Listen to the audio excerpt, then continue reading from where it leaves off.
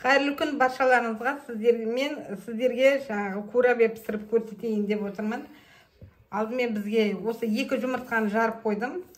Содан кейін барып бізге 200 осындай 180 грамм қант керек болады. Бисмиллахиррахманиррахим. Енді осы қантымызды ерігенше жұмыртқамен жақсылап араластырамыз. Міне достар, жаңа қасықпен араластырып алдым. Негізінде миксерлеп алсаңыздар болады. Одан кейін барып 180 мл, міне көрдіңіздер, осында сұйық майды қосатын боламыз. Бисмиллахиррахманиррахим. Бұны да жақсылап араластырамыз.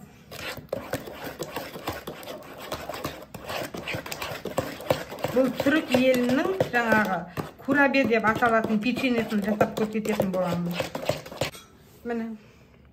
Енді осыны жаймендеп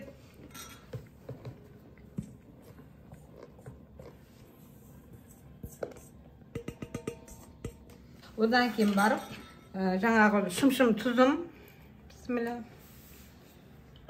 Содан кейін барып бір ас қасық жаңа неміз ванилин. Енді немізді жаңа разрыхлителімізді қосамыз. Осындай шай қасықпен қосып болғаннан кейін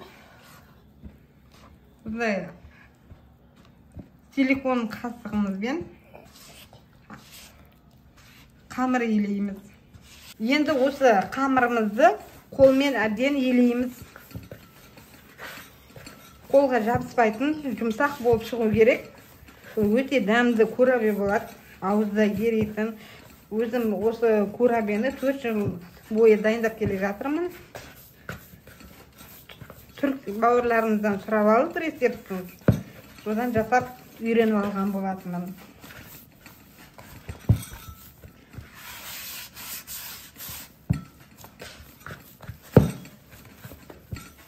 Қазір бұны енді силикон немізге сыпырамызға түсіріп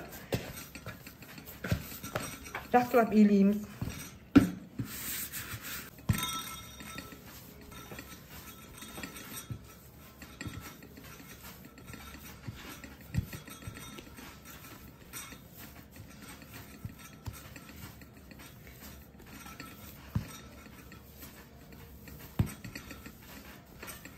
Осылай қолмен әбден елеп болғаннан кейін бұл жаңа курабені бірден пісіре беруге болады. Енді көп печеньелерді негізінде холодильникке қойып қою керек, тоңазытқышқа 20 жарты сағат. Бұл курабе олай емес. Елеп болғаннан кейін бірден пісіріп кете беретін.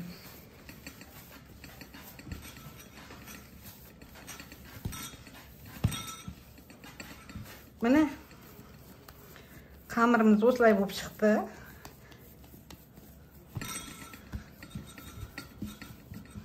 Енді қазір осыны керекті өнімдерді, қажетті заттарды көрсетемін тағы да сіздерге. Бізге енді керек болады миндаль. Миндаль болмаса жаңағы басқа да осындай жаңғақтар болады, солар қолдансаңыздар да болады. Одан кейін барып 200 грамм қойытылған сүт, яғни сгущенное молоко. Одан кейін барып, міне 200 грамм неміз, 200 мл сүтіміз бар. Осыларды қолданатын боламыз. Енді бірінші осылай шамамен осылай домалақ етіп аламыз. Қолмен әбден уқалап, осылай домалақтаймыз да осыны. Содан кейін барып үстіне осылай жаңағы миндалімізді қоямыз.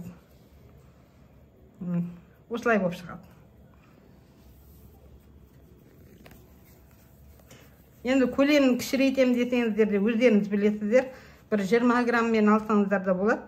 Бірақ мен өзім осылай жаңағы үлкендеу болып, әдем болып шықсын деп осылай алып жатырмын.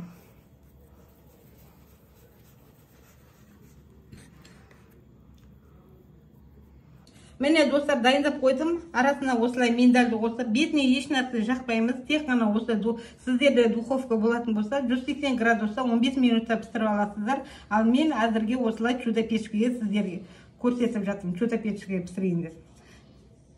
Ешқандай жұмыртқа жақпаймыз. Міне достар, осылай духовкаға де дайындап қойдым. Ыдысына бетіне еш нәрсе жақпай 180 градуста 15 минутқа пісіріп алатын боламыз.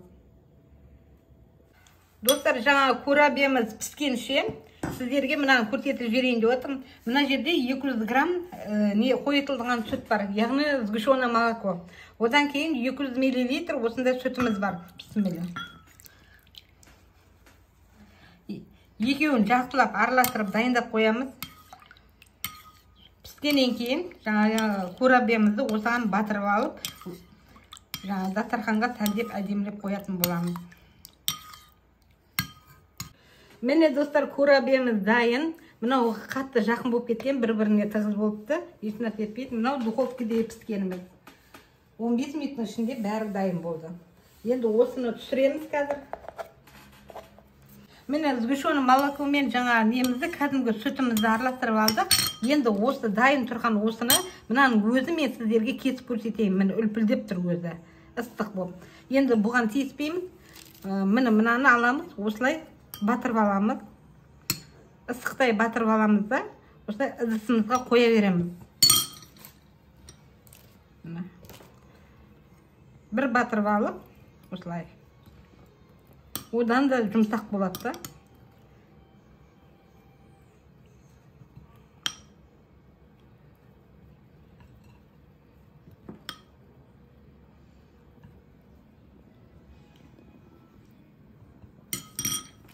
Достар, міне курабиямыз дайын болды. Өте жұмсақ, ауызда еритін, тез дайындалатын, және көп қажет етпейтін өнімдерден жасалатын дәмді курабиямыз дайын болды. Сіздер де жасап көріңіздер. Ұнаса лайк басып, комментарий жазып қалдырып қойсаңыздар, мен қуанып қаламын. Маған подписать етіңіздер.